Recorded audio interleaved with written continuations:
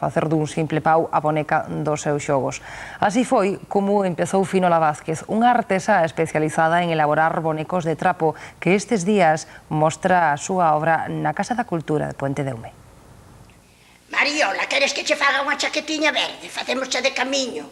Eu de vano esta ovilla, en 2 horas temos unha chaquetiña feita. Ai, si, ti pensas que eu non canso de tanto bule-bule? Esta é Finola Vázquez, unha muller que desde ben nena soubo encher a falta de medios cunha boa dose de imaginación que lle dá día tras día a categoría de artista. Xa de nena doitaba confeccionar as súas propias bonecas con canotos de millo, pero foi a partir dun belén de trapo que lle regalou a un fillo que vive en Suecia cando a afección se converteu en profesión.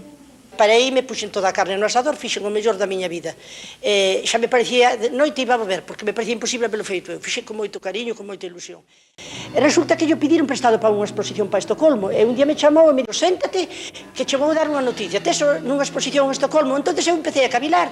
Debíaste de dedicar a isto, así empezou. Comezou así a confeccionar en trapos contos tradicionais galegos, como este enterro de Don Saturio, recollido dos vellos non deben namorarse de Castelao, ou as feiras que sempre se celebraron nas vilas de Galicia. Esta velliña está na feira levantando a paletilla que cobraban 2 reais ou 1 peseta por levantar a paletilla. Está levantando a paletiña ao velliño, que está amarilliño, está un pouco malo.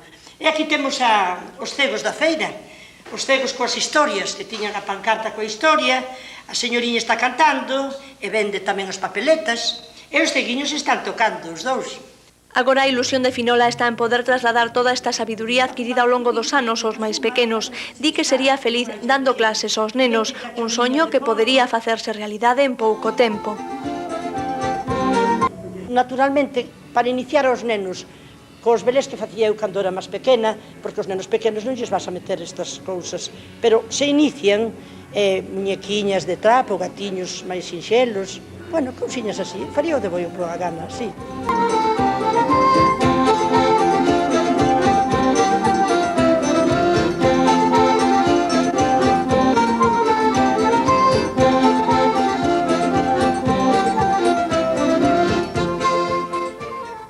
Ata finais de mes pódense ver estas pequenas obras de arte na Casa da Cultura de Pontedeume.